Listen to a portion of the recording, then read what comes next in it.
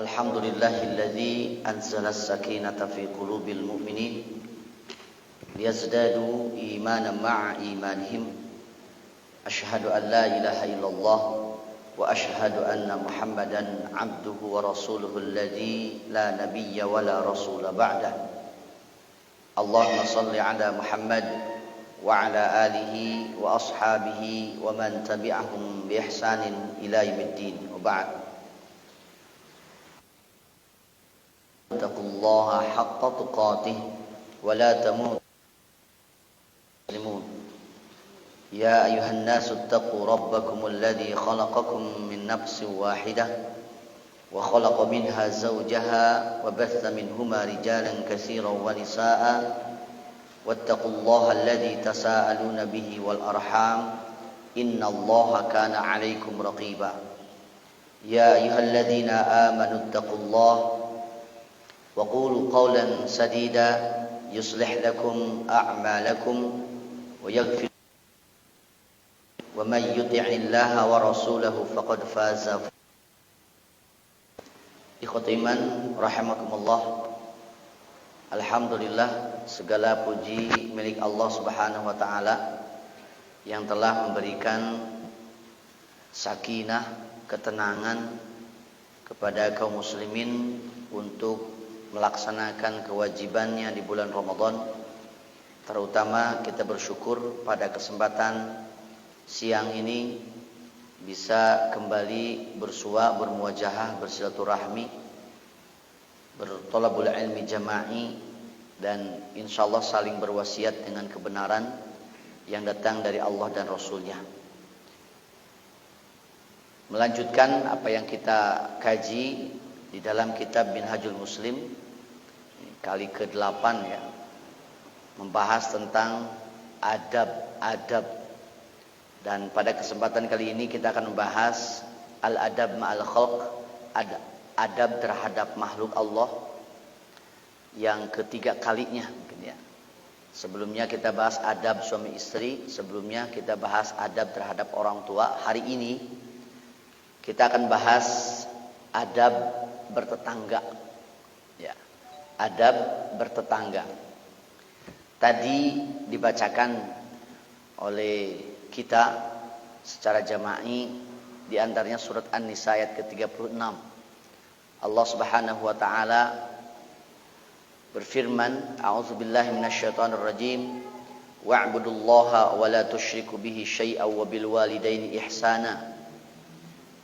Dan sembahlah oleh kalian Allah, jangan memusyrikannya dengan sesuatu apapun, dan kepada kedua orang tua berbuat ihsanlah, wabidzil qurba, dan kepada kerabat dekat, wal yatama, kepada anak yatim, wal masakin, kepada orang-orang miskin, wal jari dzil qurba wal jaril junub, dan kepada tetangga yang dekat, tetangga yang jauh, dan selanjutnya al-ayah.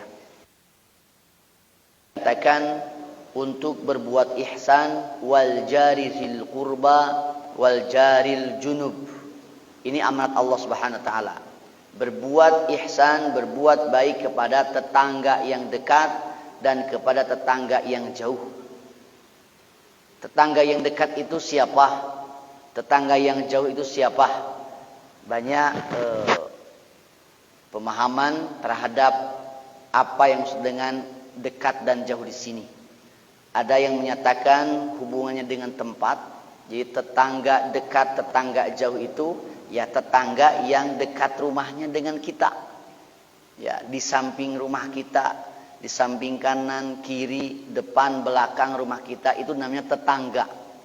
Ada juga yang memahami bahwa al-jari dzil qurba wal jaril junub ini jauh dan dekatnya adalah dilihat dari hubungan keluarga.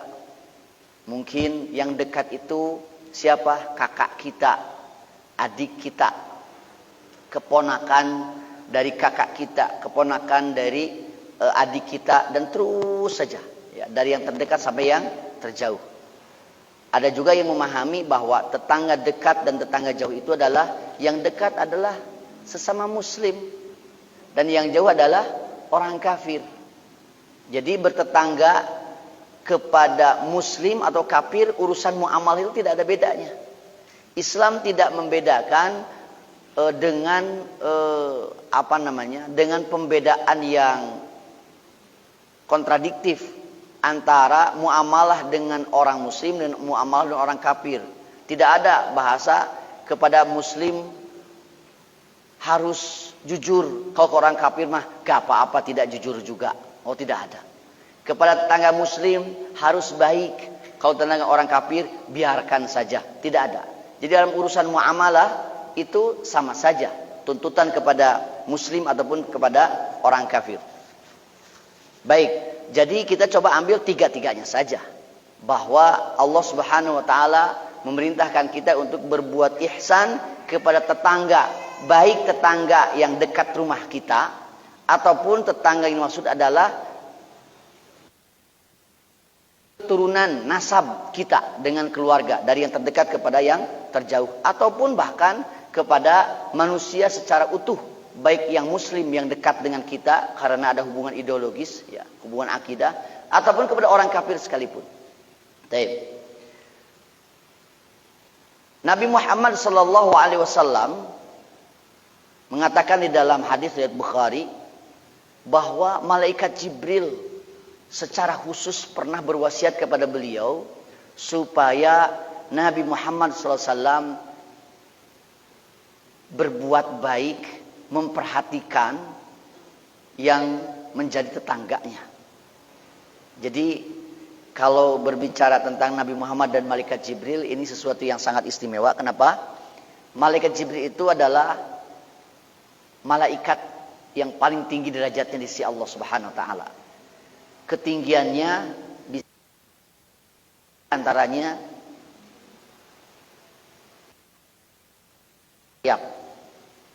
disebutkan di dalam Al-Quran, ada yang 2, ada yang 3, dan lebih dari itu. Malaikat Jibril itu adalah malaikat yang paling banyak memiliki sayap. Jumlah sayapnya 600 sayap. Tidak ada yang melebihi jumlah sayap malaikat Jibril alaihissalam.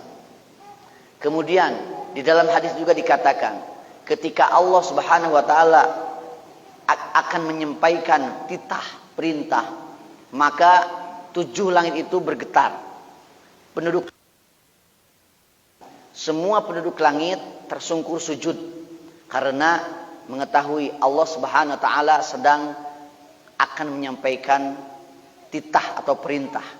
Maka malaikat yang paling dekat dengan Allah dan yang paling pertama kali mengangkat kepalanya adalah malaikat Jibril. Kemudian perintah atau titah amanah dari Allah itu disampaikan kepada malaikat Jibril alaihissalam, yang tidak didengar oleh malaikat yang lain. Yang kemudian nanti malaikat Jibril turun ke langit ke-7. Maka penjaga pintu langit ke-7 membuka pintu langitnya. Kemudian malaikat yang menjadi penduduk langit ke-7 itu bertanya apa yang disampaikan oleh Allah. Maka disampaikan oleh Jibril. Jibril pun turun ke langit ke-6. Begitupun yang ditanyakan oleh mereka, apa yang dikatakan oleh Allah kepada kami disebutkan oleh Jibril sampai ke langit pertama. Jadi informasi titah dari Allah Subhanahu wa taala kepada para malaikat sekalipun itu kepada Jibril terlebih dahulu. Ini kedudukan Jibril di sisi Allah Subhanahu wa taala. Kemudian Nabi Muhammad sallallahu alaihi wasallam adalah dari bangsa manusia dan beliau memiliki posisi terbaik di sisi Allah dari antara manusia yang ada. Ahsanul khalqi wal khuluq. Jadi nanti ada kitab Kutayib, ya, kitab kecil menulis tentang Asy-Syama'il Al-Muhammadiyah. Jadi keseluruhan tentang pribadi Nabi Muhammad, sampai dibahas sampai urusan fisiknya, ya, urusan akhlaknya dan lain sebagainya. Terdapat kesempurnaan meskipun beliau basyariyah kamilah.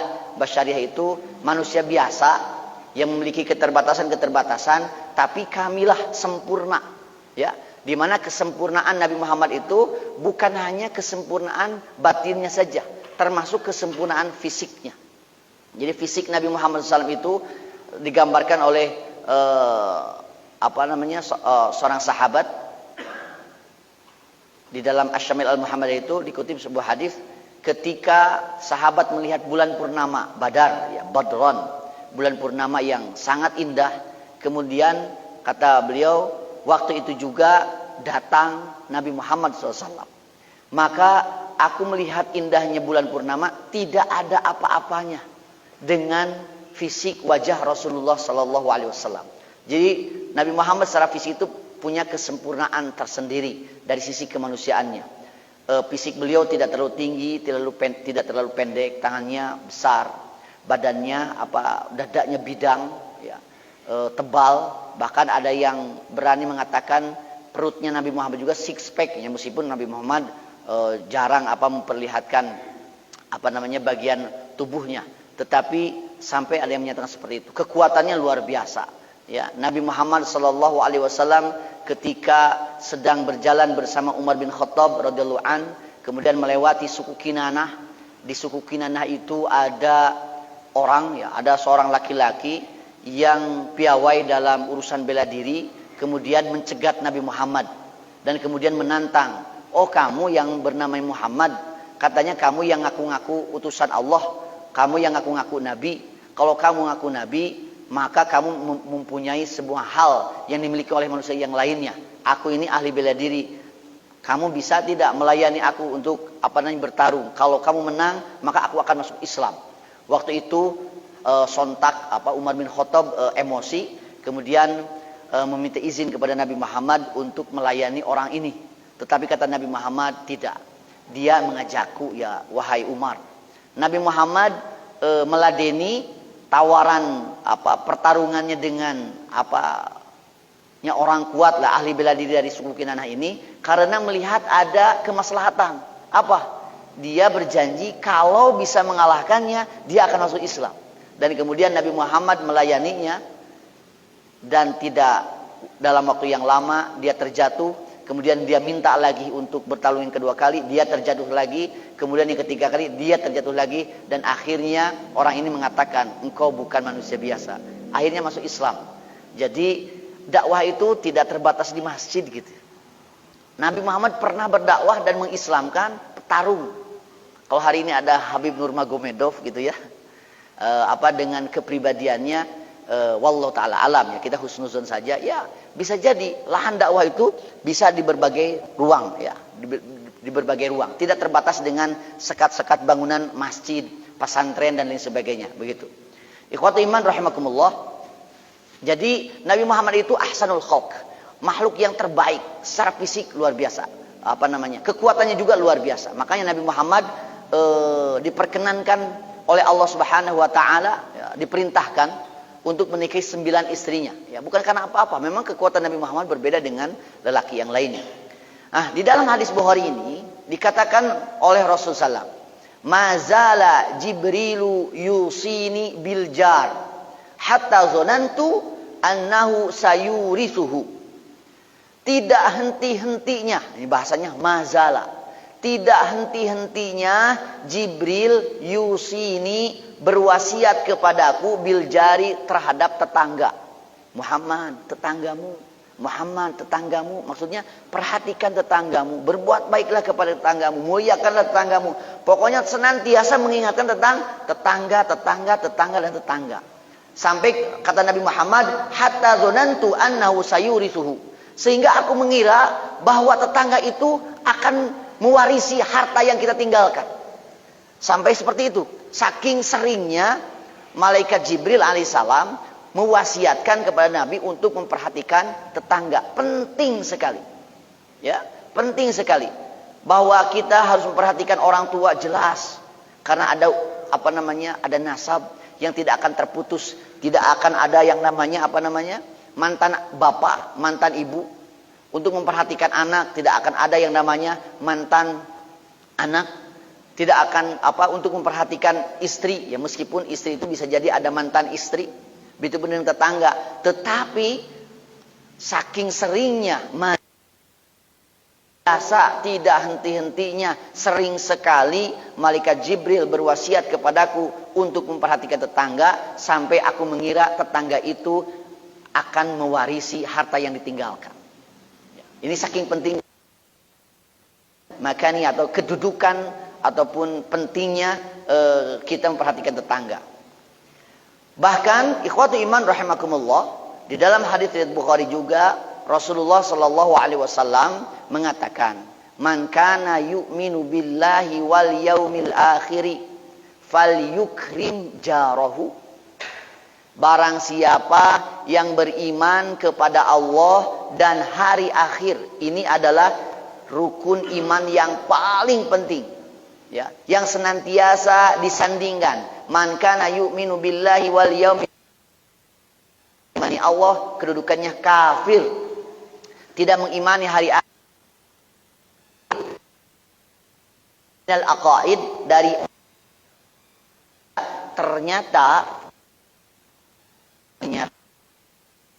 kepada Allah dan iman kepada hari akhir, fal yukrim jarahu, kata Rasulullah, mulia agaknya. Mana ada Ahlussunnah wal Jamaah kita, ya, bahwa iman itu pada dasarnya kepercayaan. Kalau kepercayaan urusan dalam hati, bukan urusan amal, bukan urusan perbuatan. Di dalam akidah Ahlussunnah wal Jamaah itu tidak bisa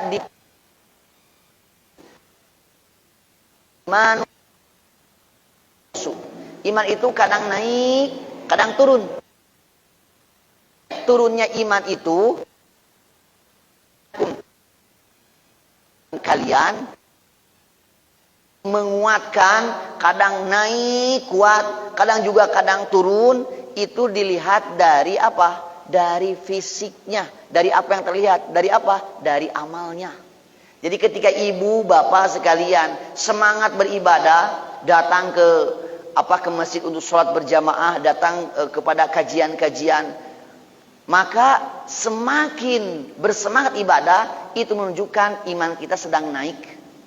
Tapi sebaliknya, kalau hati kita malas, fisik kita malas digerakkan untuk melaksanakan ibadah perintah Allah Subhanahu wa taala, hati-hati, itu menunjukkan bahwa iman kita sedang turun. Makanya Rasulullah SAW banyak sekali memberikan memberikan solusi-solusi, ya, tips-tips supaya menjaga keimanan tersebut. Terutama satu hal ini yang sering mungkin, ya, secara normatif sering sekali tanyakan, bagaimana caranya menjaga keimanan, bagaimana caranya menjaga semangat, bagaimana caranya senantiasa untuk beramal soleh. Banyak sekali. Ya, intinya satu hal yang paling utama, kata Rasulullah, bahwa hati ini bukan milik kita. Ya, fisik ini jelas bukan milik kita. Hati ini pun bukan milik kita. Inna lillahi wa inna ilaihi raji'un, bahwa kita itu milik Allah, termasuk hati ini. Dan hati ini juga ada yang menggerakkannya, ya, yahdi wa yudil, ada yang memberikan hidayah, ada yang menyesatkan. Siapa? Allah Subhanahu wa taala. Makanya ada doa, ya muqallibal qulub tsabbit qalbi ala dinik, ya, wahai Allah yang senantiasa membolak-balikan hati. Jadi kita minta kepada Allah Subhanahu wa taala, karena Allah lah yang menguasai hati kita, ya. Yang kedua apa? Memastikan bi'ah, memastikan lingkungan. Karena al-musahabatu tasriqut tabi'ah. Persahabatan itu akan mencuri tabiat. Ya, tabiat kita senantiasa condong kepada kebaikan. Kenapa? Karena kita ada di lingkungan yang baik. Dan tabiat kita senantiasa condong kepada keburukan. Di antara yang paling utama adalah karena kita berada di lingkungan yang tidak baik. Begitu. Maka perhatikan juga, ya, termasuk tetangga. Rasul mengamanatkan, kan, al-jar qoblad dar, ar-rafiq qoblad tariq, wal jar qoblad dar. Perhatikan teman dekat sebelum membuat perjalanan.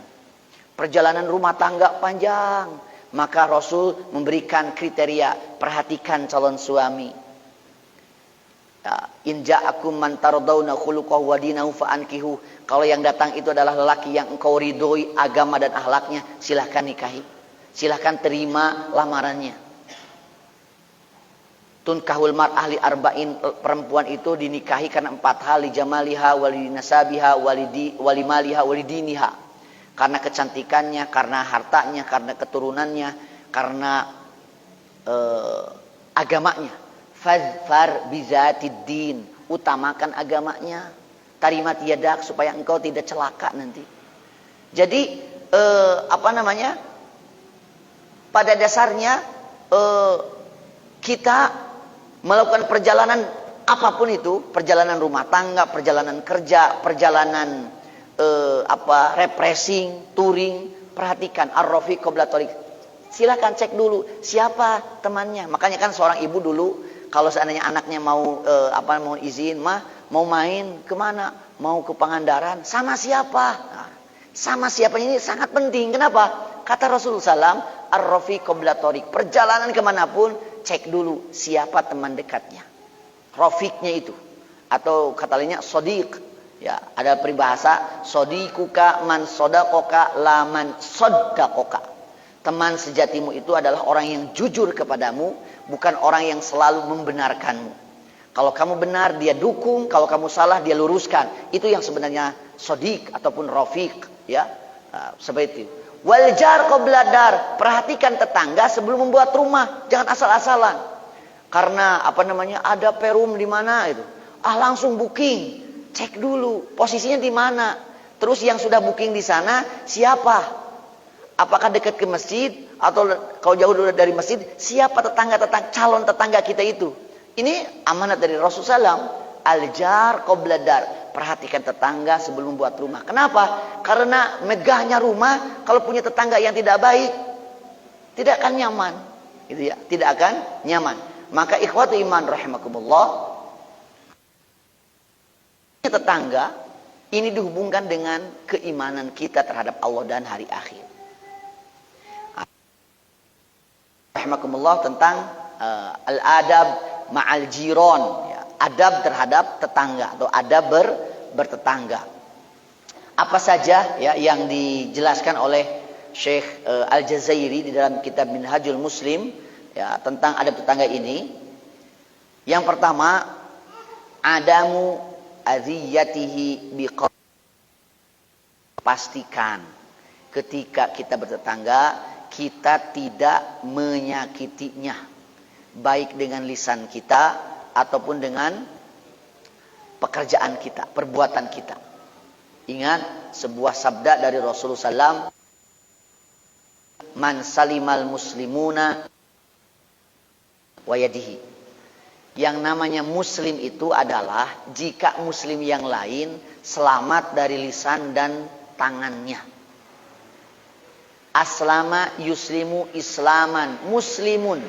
Ya, muslim itu isim fa'il dari kata aslama yuslimu islaman. Apa itu aslama? Menyelamatkan. Ya, di samping menyerahkan diri atau berserah diri, menyelamatkan. Menyelamatkan apa? Menyelamatkan siapa? Menyelamatkan dirinya dan menyelamatkan orang lain. Menyelamatkan orang lain itu dari apa? Dari lisan dan tangannya. Karena orang banyak sekali sakit dirinya, sakit hatinya karena dua hal, lisan dan tangan. Bisa pakai untuk mukul, nyubit dan sebagainya, orang tersakiti. Tetapi ada juga dengan lisan, dan ini lebih dahsyat lagi, ya. Lisan itu kan dia tidak bertulang. Dia mengucapkan sesuatu yang merendahkan orang lain, maka orang lain langsung sakit. Yang sakit itu langsung ke daerah daerah intinya, yaitu hatinya, raja dirinya, hatinya. Jadi dulu pernah kita bahas ya bahwa ruhani dan jasmani, ruh dan jasad. Ruh ini kita tidak tahu ya bagaimananya, tidak tahu. Jasad kasar dari kepala sampai kaki, ada jasad halus. Apa itu jasad halus? Jasad halus itu ya tadi as-sadru, al-qalbu, al-fuadu, al-lubbu. Hati, sodrun terluar, qalbun hati yang lebih dalam, fuadun jiwa, lubbun sukma. Nah, ini bagian daripada jasad kita, ya. Bagian dari jasad kita, tapi yang halus, itu juga susah dikaji, meskipun para ulama mengkaji itu ya, tentang sodrun, fuadun, sodrun, kolbun, fuadun, lubun, dikaji. Apalagi tentang ruh, dan hakikat dari manusia itu adalah ruh. Ingat, hakikat dari manusia itu adalah ruh, bukan jasad. Karena jasad ini senantiasa berubah-ubah dan mengenal umur. Kalau ruh itu tidak berubah-ubah. Dari awal penciptaan ruh sampai akhir, ruh itu tidak berubah. Dan tidak akan mengalami kehancuran. Kalau jasad mengalami kehancuran. Bukan urusan mati ya. Kalau mati mah, ruh dan jasad dunia dipisahkan. Itu namanya mati. Mati itu bukan hancur, bukan. Mati itu ruh dan jasad dunia dipisahkan. Jasad menjadi mayat ke kuburan, dan ruh ke alam barzah atau ke alam kubur. Itu disebut dengan mati. Kalau hancur, fisik hancur. Hari ini kita memiliki fisik. Di usia berapa bisa diprediksi. Ketika saya melihat bapak yang sudah sepuh, mungkin bapak sekitar 60-an lah gitu. Ketika melihat anak-anak, ini masih remaja, 12 tahunan, bisa diprediksi. Melihat wajah ibu juga bisa diprediksi berapa umurnya. Kalau ruh tidak bisa diprediksi, dan memang tidak ada umurnya, begitu ya. Kenapa? Karena jasad itu rawan sekali dengan perubahan. Rawan sekali dengan perubahan. Hakikat kita adalah ruh. Maka ketika lisan ini berbicara, yang tersakiti itu adalah wilayah batinnya, wilayah ruhiyahnya. Maka menjaga lisan itu harus jauh lebih diutamakan daripada menjaga yang lainnya. Salamatul mar'i fi hifzil lisan. Selamatnya seseorang itu ketika bisa menjaga lisannya. Begitu. Ikhwatul iman rahimakumullah, di dalam hadis riwayat Bukhari dikatakan oleh Rasulullah, "Man kana yu'minu billahi wal yaumil akhir fala yu'zi jarahu." Barang siapa yang beriman kepada Allah dan kepada hari akhir, maka janganlah ia menyakiti tetangganya. Jadi ini dua hal yang sangat bersinggungan. Kalau tadi barang siapa yang beriman kepada Allah dan hari akhir, maka muliakanlah tetangganya.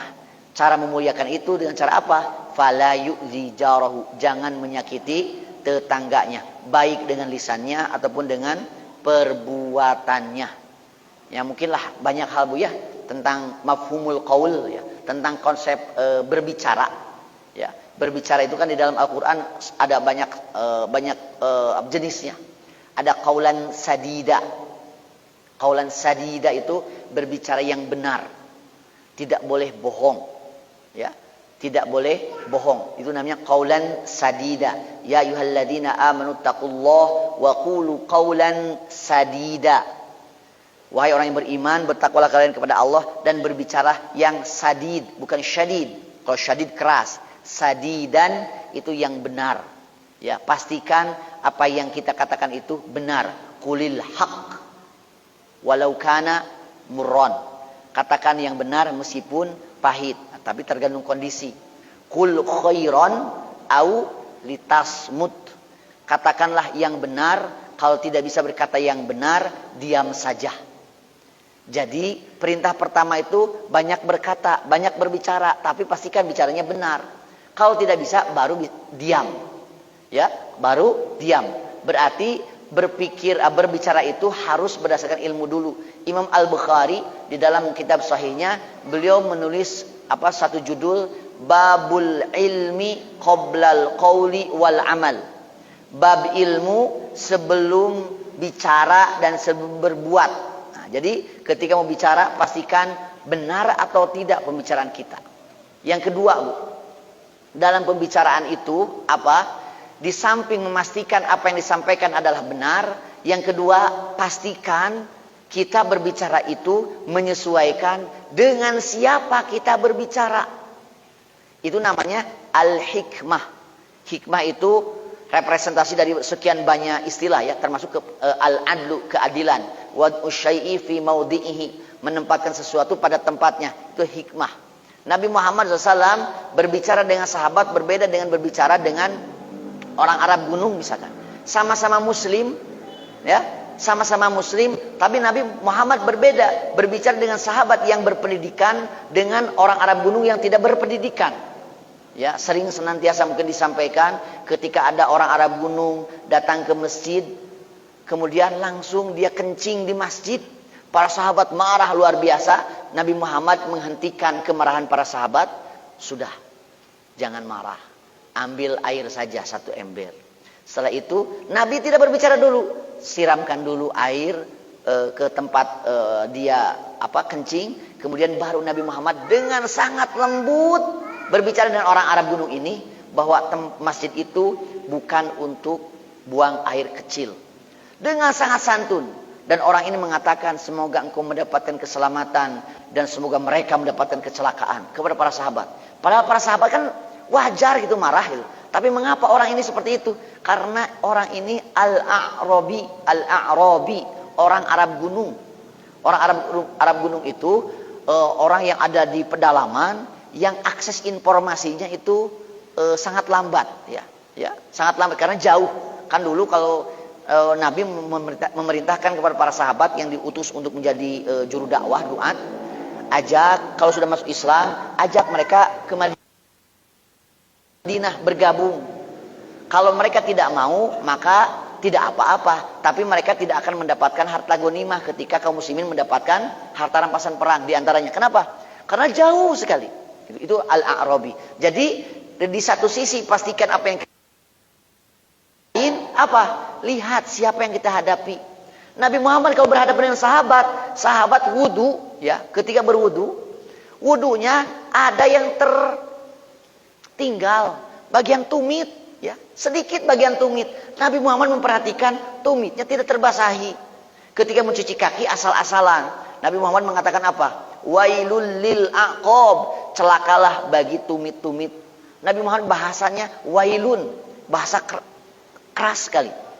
Orang Sunda jemahkeunana teh wailun, narakawel. Wailun ya, celakalah bagi tumit-tumit. Langsung Nabi Muhammad mengatakan itu di depan para sahabat yang lain. Kenapa? Nabi Muhammad padahal matu baik-baik ya, pelan-pelan itu tumitnya ketinggalan, itu cuci dulu. Tidak, kenapa? Nabi Muhammad tahu orang yang ikan gitu. Jadi nanti bertetangga juga, ibu harus menyampaikan nasihat atau mau berbicara, pastikan dulu siapa orang ini gitu. Kalau tetangga mungkin bahasanya juga pakai bahasa mungkin urusan orang tua bagaimana, ke anak kecil bagaimana, ke setara bagaimana, itu juga proporsional. Hikmah itu profesional berdasarkan ilmu dan proporsional berdasarkan siapa yang kita hadapi. Jadi jangan asal ngomong disamakan antara pembicaraan kita kepada satu orang dan kepada yang lain, harus proporsional begitu. Kedua, Bu, berbuat. Ibu ingat ya, ihsan bukan mengirim hadiah. Mengirim hadiah itu bagian dari ihsan, tapi ihsan itu lebih dari itu. Ihsan itu lebih kepada transaksi kita dengan Allah. Ihsan itu bukan transaksi kita dengan orang. Ihsan itu berbuat baik tanpa kita menuntut kebaikan itu dibalas oleh orang lain.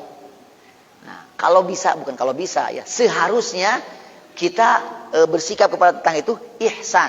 Kalau kepada Allah kan di dalam hadis itu dikatakan ketika Rasul tanya mal ihsan ya Rasulullah, apa yang maksud dengan ihsan?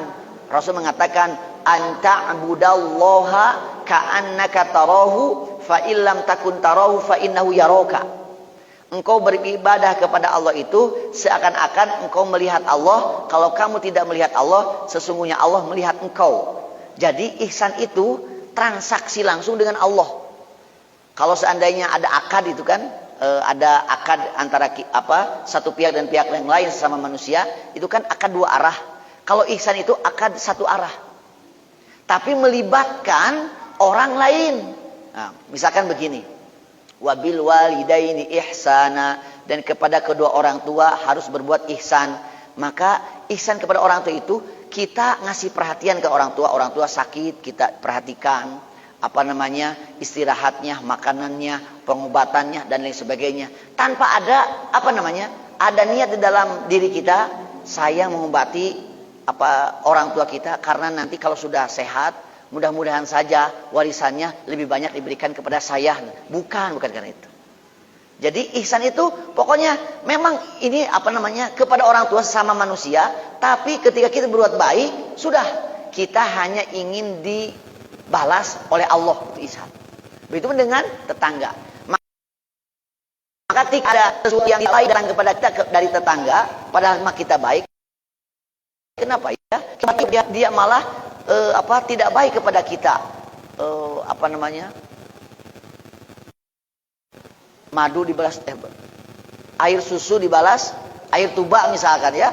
Kita mengasih kebaikan yang luar biasa, malah dia ngasih racun kepada kita. Ihsan itu tidak peduli dengan sikap tidak baik orang lain kepada kita. Yang penting kita melaksanakan perintah Allah Subhanahu wa taala untuk berbuat baik kepada orang lain. Nah, termasuk pada tetangga. Kata Rasulullah sama ya, ungkapannya dihubungkan dengan urusan iman kepada Allah dan hari akhir. Man kana yu'minu billahi wal yaumil akhir falyuhsin ila jarihi. Barang siapa yang beriman kepada Allah dan kepada hari akhir, maka berbuat ihsanlah kepada keluarga, kepada tetangganya. Ibu, kalau hadiah itu kan hadiah, itu juga disyariatkan, masyru'. Tahadu tahabu. Salinglah kalian memberikan hadiah, kalian akan saling mencintai. Tapi yang namanya hadiah itu ngasih memang ada tujuan supaya dia memberikan balasan. Itu hadiah. Ingin ngasih hadiah buat orang tua, jangan hadiah. Ihsan. Kalau hadiah mah ada keinginan kita dibalas begitu. Tapi hadiah juga masyru' ya, disyariatkan untuk apa? Menguatkan menguatkan al-mahabbah begitu. Selanjutnya, ikramuhu bi isda'il ma'ruf wal khairi ilaihi. Memuliakan tetangga dengan memberikan kebaikan. Kebaikan itu kan luas sekali ya. Ini Rasulullah SAW memberikan beberapa contoh kasus berbuat baik kepada tetangga. Di antaranya di dalam hadis riwayat Muslim, kata Rasulullah SAW, ini sangat populer ya di masyarakat Muslim. Idza tabakhta maraqatan fa aktsir ma'aha wa ta'ahad jiranaka. Apabila engkau memasak ya sebuah masakan, maka perbanyaklah airnya, perbanyak kuahnya. Wa ta'ahad jiranaka, berbagilah dengan tetanggamu. Ikhwatu iman rahimakumullah, di sini jangan disalahpahami. Bukan kalau kita masak sayur, misalnya sayur, daging, perbanyak airnya, bagikanlah airnya kepada tetangga. Ayamnya tidak, bukan begitu. Maksudnya pak aksir ma'aha, ketika kita masak, misalkan ayamnya hanya sedikit, ya pokoknya berbagilah dengan tetangga, meskipun ayamnya mungkin sedikit, airnya mungkin yang banyaknya. Anggar kene samangkok kene gitu. Intinya apa? Intinya ada tuntutan kalau kita bertetangga harus saling memperhatikan dan memberikan kebaikan. Jangan sampai ada cerita, kan tetangga mah kita masak jengkol, pertama kali bau jengkol itu tercium bukan orang yang lain, tetangga kita. Bahkan mungkin orang yang serumah dengan kita, ketika kita masak di dapur kan suka ada ventilasi ya. Ventilasi itu lebih dekat ke tetangga kita daripada mungkin ke ruangan yang lain. Di tetangga kita yang akan mengetahui apa yang kita lakukan. Maka ketika kita punya kebaikan, punya rizki, ya, punya nikmat yang harus disyukuri, fahadits wa amma bi ni'mati rabbika fahadits. Nikmat Rabbmu silahkan hadis, ungkapkan. Ungkapan yang paling utama itu adalah kepada tetangga. Kenapa? Karena tetangga itu adalah orang yang pertama kali mendengar, orang yang pertama kali mencium, orang yang pertama kali merasakan apa yang kita lakukan. Bahkan, mohon maaf ibu ya, yang namanya tetangga itu kan urusan baik dan buruknya kondisi di rumah kita, mungkin tetangga yang pertama kali tahu. Ya mungkin kalau tadi ada pendapat keluarga terdekat ya, yang namanya jaril junub jaril kurba wal jaril junub, tetangga dekat dan tetangga jauh itu adalah keluarga terdekat. Kalau keluarga terdekat bisa jadi adik kita sendiri karena beda wilayah mungkin tidak tahu dengan apa yang terjadi dalam rumah kita, dalam rumah tangga kita dengan anak-anak kita. Kalau tetangga kan tahu. Oleh karena itu ketika mereka yang sangat mungkin paling tahu dengan kondisi keluarga kita, maka kebaikan kita itu akan menutup wasilah peluang mereka berbuat dosa. Apa? Menyebarkan aib. Yang kalau kita baik, karena surparibasa mah halodo satahun tiasa lantis ku hujan sadinten. Ya. Artinya kalau kebaikan kita kebaikan kita bisa menutupi aib kita yang diketahui oleh tetangga, itu jauh lebih maslahat. Kenapa? Karena aib kita tidak tersebar, tetangga kita pun tertutup peluangnya untuk melakukan dosa, menyebarkan aib kita. Ya, jadi urusan tetangga ini luar biasa. Selanjutnya kata Rasulullah SAW, ini masih poin yang ini ya, memuliakan dengan memberi kebaikan. Nabi Muhammad ini berwasiat kepada ibu-ibu. Termasuk juga tadi kan urusan masak biasanya ibu-ibu. Jadi ibu apalagi bulan Ramadan itu ya. Nabi Muhammad itu ajwadan nas, sangat dermawan sekali. Wa kana ajwadu fi Ramadan. Nabi Muhammad itu jauh lebih dermawan jika di bulan Ramadan. Nah, jadi kalau seandainya biasa ibu masak, suka ngirim ke tetangga, pastikan kalau Ramadan ini memastikan diri tetangga itu terbagi. Apalagi kalau untuk iftar, wah itu luar biasa ya. Nah, di dalam hadis riwayat Muslim ini Rasul khusus berwasiat kepada ibu-ibu, kepada wanita muslim. Ya nisa al-muslimat, wahai perempuan-perempuan muslimah, ibu-ibu, la tahqiranna jaratun li jaratiha. Saya juga aneh nih, bukan aneh. Mengapa ya harus ibu-ibu ya khitabnya? La tahqiranna jaratun li jaratiha. Janganlah tetangga ya, seorang tetangga, ibu-ibu yang menjadi tetangga merendahkan pemberian tetangganya. Biasanya ibu-ibu masuk rada iya penanya gampil komentar penanya walau alam. Jadi ketika ada yang ngirim, ibu punten ieu abi masak sayur manawi ngaraosan pasti gitu teh ngan sabukur nya aya ngirim sabukur. Hati-hati. Ini kasusnya sangat nisa al muslimat tahqiruna jaratun li jarati. Hati-hati. Jangan merendahkan pemberian tetanggamu walau firsina syatin. Mengirim firsina syatin itu kaki bagian bawah, kaki kambing bagian bawah, cokor domba gitu ya. Cokor kambing. Nah, rawas atas namanya. Ngan firsina syatin mah jadi kaki kambing, kaki domba yang dibakar itu. Cokor nah kan hati-hati Bu. Makanya kan aya paribasannya di Sunda mah. Nah ibu bapak biwir aweweun itunya. Nah ini pun mohon maaf ibu, mohon maaf apalagi ini Ramadan. Rasulullah mengapa ya? Ini khitabnya kepada perempuan lianisail muslimat yang mungkin karena bukan watak ya, kebiasaan perempuan dari dulu sampai sekarang memang ini rada berat untuk menjaga lisan.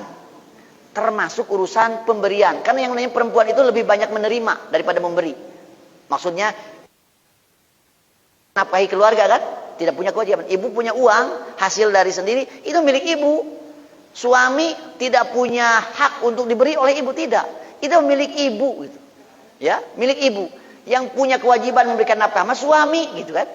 Tapi kalau ibu mau membantu ekonomi keluarga, sangat baik sekali. Itu sedekah dari ibu. Kalau dari suami itu nafkah, ibu mah tidak punya kewajiban nafkah. Tapi kalau mau bersedekah luar biasa besarnya, begitu. Nah, ketika seorang istri itu hanya menerima, kata Rasulullah, aku diperlihatkan oleh Allah Subhanahu wa taala tentang neraka dan penghuninya. Aktsaruha an-nisa. Kebanyakan penghuni neraka itu adalah perempuan.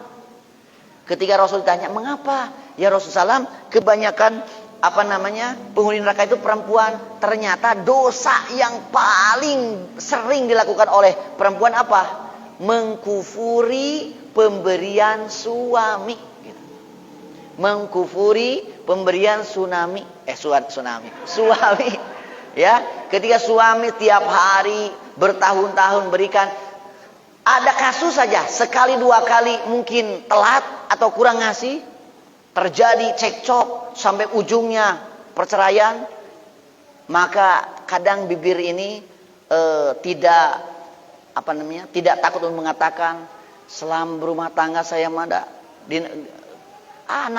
terhitung, padahal bertahun-tahun dinafkahi, mungkin hanya beberapa kali tapi ungkapan untuk mengkufri itu sangat besar. Memang ujiannya bagi perempuan itu dari suami saja seperti itu, apalagi dari tetangga, gitu ya. Ketika ngirim, ayah ngirim cokorna, gitu kan. Ayah ngirim ikan pirsi nasyatin. Hati-hati, Rasul mengamanatkan, jangan, ibu tolong tahan lisannya, la tahqirona jaratun li jaratiha. Jangan merendahkan pemberian tetangga. Sekecil apapun pemberian tetangga, pastikan itu disyukuri kepada Allah dan berterima kasih kepada tetangganya. Karena ibu, ikhwatu iman rahimakumullah, banyak kasus, kadang kita suka meremehkan hal-hal yang kecil, tetapi suatu saat hal yang kecil itu kita butuhkan. Punten simkuring kadang ngarawaskeun. Ya ketika di rumah istri masak habis garam. Garam ada teu mahal ya, teu susah, tapi habis garam. Tapi ketika kita tidak punya tetangga mau minta garam, wah Masya Allah, malunya luar biasa kan.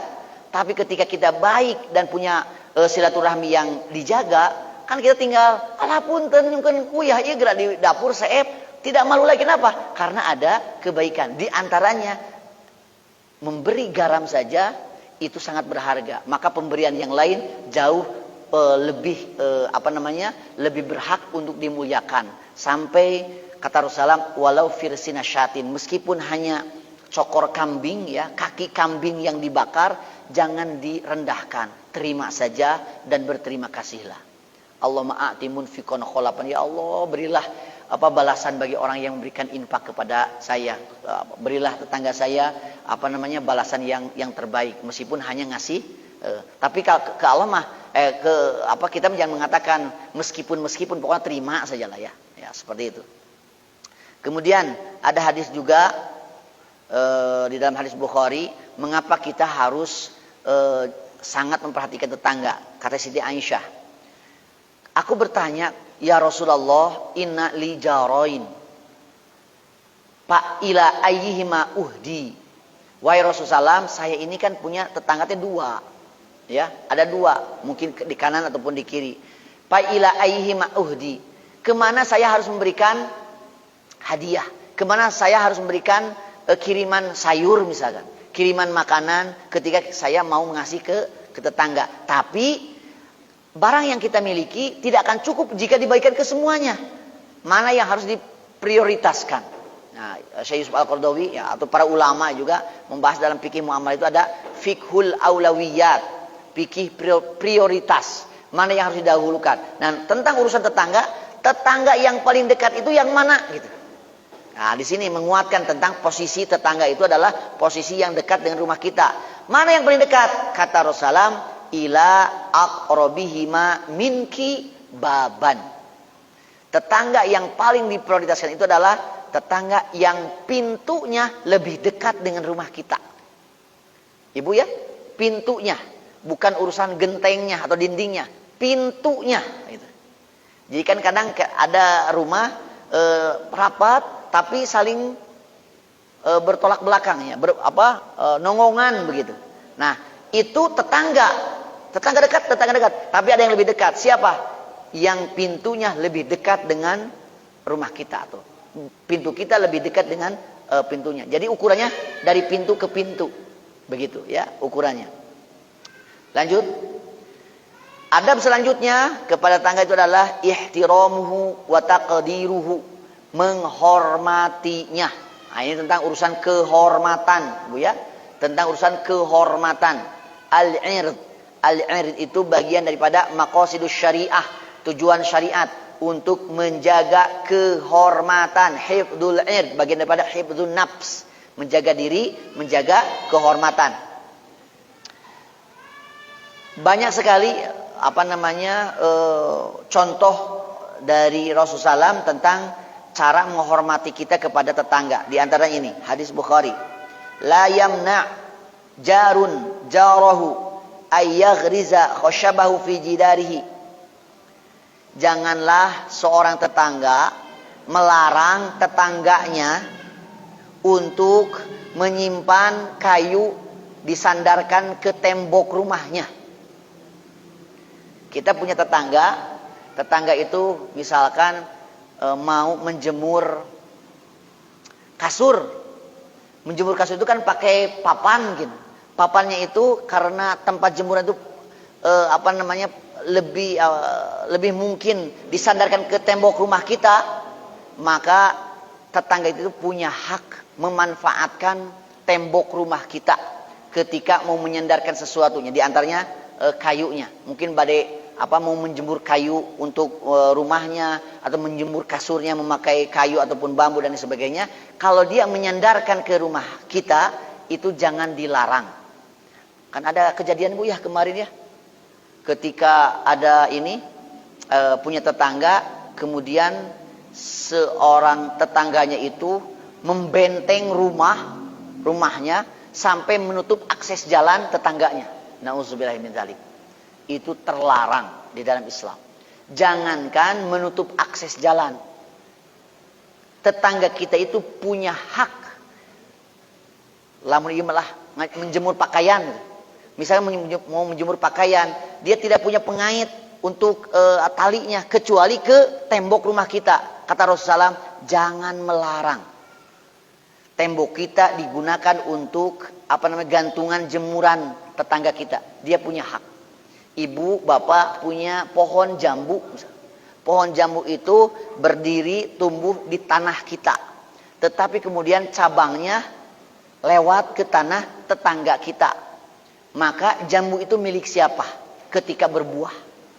Ketika berbuah, jambu yang tangkai cabangnya keluar ke tanah tetangga kita, jambu yang ada di sana itu bukan milik kita. Itu milik tetangga kita.